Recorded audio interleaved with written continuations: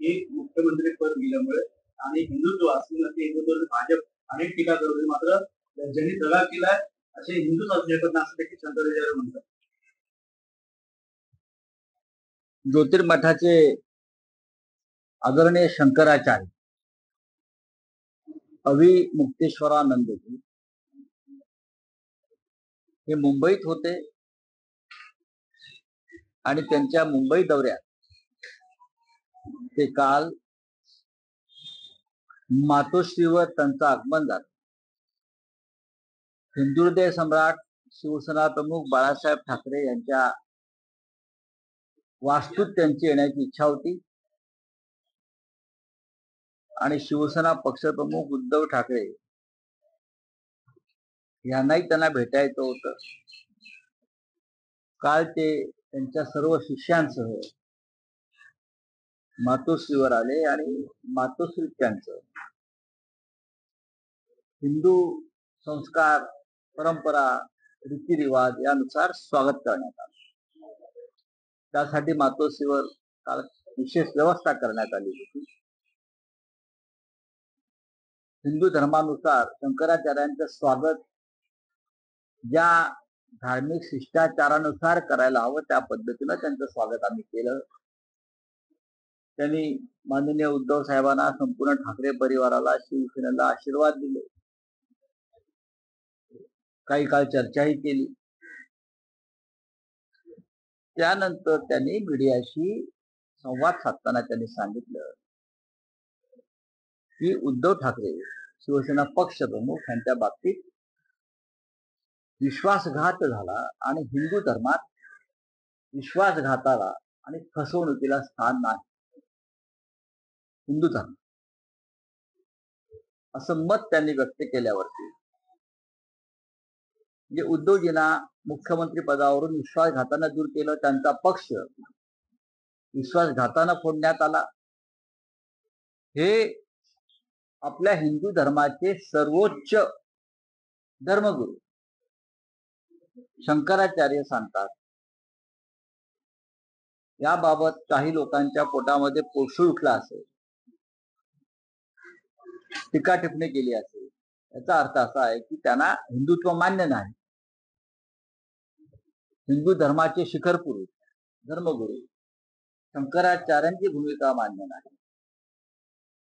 शंकराचार्य हे हिंदू धर्माचे सुप्रीम नेते आहेत, सर्वोच्च नेते आहेत, धर्मगुरू आहेत.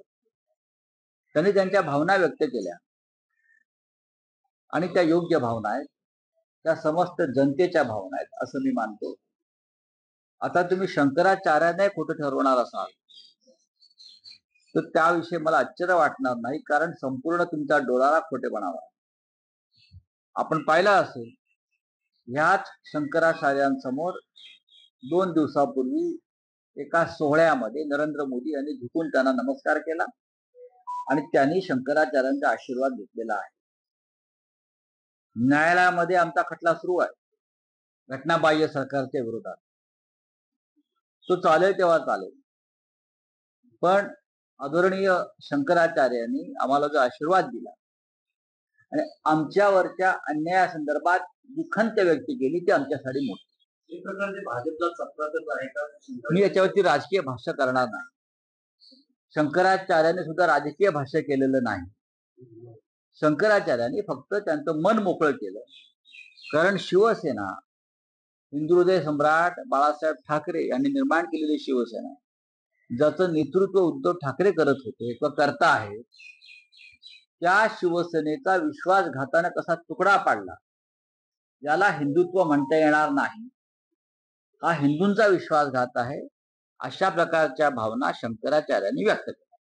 मुख्यमंत्र्यांचा देखील आशीर्वाद त्यांना देण्यात आला. मुख्यमंत्री घोष शंकराचार्यांचा आशीर्वाद हा खूप महत्वाचा असतो आणि मातोश्रीवर येऊन शंकराचार्यांनी हा आशीर्वाद माननीय उद्धव ठाकरे साहेबांना दिलेला आहे. गडचिरोलीमध्ये एका विद्यार्थ्याने आपका हिंदी में क्या है? देखिए, ज्योतिर्मठ के आदरणीय शंकराचार्य जी अविमुक्तेश्वरानंद जी ने, जिनका मुंबई में कार्यक्रम था, एक कार्यक्रम को आए थे. मातोश्री में उनका कल आगमन हुआ। हिंदू हृदय सम्राट शिवसेना प्रमुख बालासाहेब ठाकरे जी की यह वास्तु रही है, तो सब चाहते हैं कि एक बार उस वास्तु में आए, शंकराचार्य जी आए। हिंदू परंपरा रीति रिवाज के अनुसार उनका मातोश्री में कल स्वागत, पूजा अर्चा सब कुछ किया है। हमने पूरे मातोश्री को हमने फूलों से सजाया था शंकराचार्य जी के स्वागत में। आदरणीय शंकराचार्य जी ने वहां आकर उद्धव जी को, उनके परिवार को, शिवसेना को, हम सभी को आशीर्वाद दिया। हम उनके आभारी हैं। उनसे बातचीत हो गई। बातचीत के बाद शंकराचार्य जी ने कहा कि उद्धव ठाकरे जी के साथ विश्वासघात हुआ और इस प्रकार के विश्वासघात को हिंदू धर्म में स्थान नहीं। हिंदू धर्म में विश्वासघात को कोई स्थान नहीं। जिस तरह से एक हिंदुत्ववादी पार्टी को विश्वासघात से तोड़ा गया, उनकी पार्टी को तोड़ा गया, उनको मुख्यमंत्री पद से हटाया गया, ये एक प्रकार से विश्वासघात है। और इस बारे में शंकराचार्य जी को वेदना हुई और उस वेदना व्यक्त की है, वो हमारे लिए बहुत बड़ी है।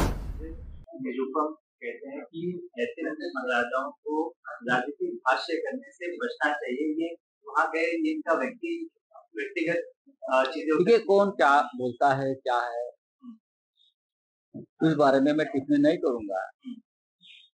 शंकराचार्य हमारे हिंदू धर्म के सर्वोच्च धर्मगुरु है और उनको इस प्रकार से मत व्यक्त करने का अधिकार है।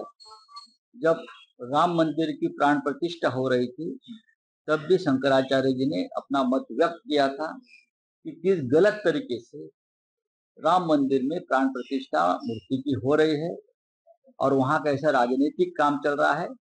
इस बारे में भी अपना स्पष्ट मत आदरणीय शंकराचार्य जी ने व्यक्त की थी।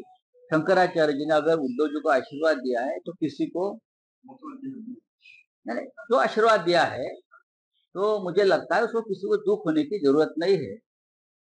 अगर और किसी को आशीर्वाद मिलता है तो चलता है। उद्धव जी को दिया तो आपको वेदना होती है, दुख होता है, तो ठीक छोड़ दीजिए।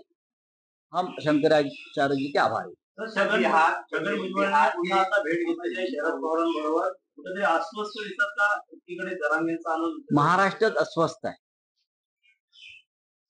महाराष्ट्र अस्वस्थ आहे। जातीपातीच्या संघर्षामध्ये महाराष्ट्र अस्थिर आणि अस्वस्थ आहे।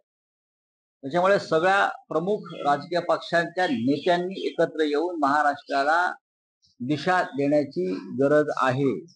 निवडणुकीच्या निमित्तानं जे राजकारण पेटवण्याचा प्रयत्न सुरू आहे तो महाराष्ट्राच्या हिताचा नाही।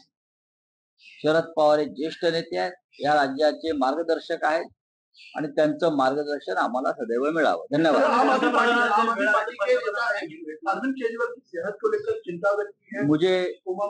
मुझे भी उस बारे में जानकारी है। अरविंद जी की सेहत, उनकी हेल्थ दिनों दिन बहुत खराब हो रही है। उन्हें हेवी ब्लड प्रेशर, डायबिटीज और भी बीमारियां हैं।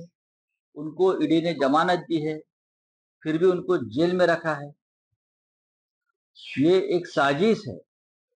जिस तरह से महाराष्ट्र में स्टैन स्वामी को जेल में मारा गया, उस तरह से केजरीवाल के बारे में कोई घात करने का साजिश जेल में रची है। इस बारे में मेरे पास जानकारी है और ये बहुत ही गंभीर है।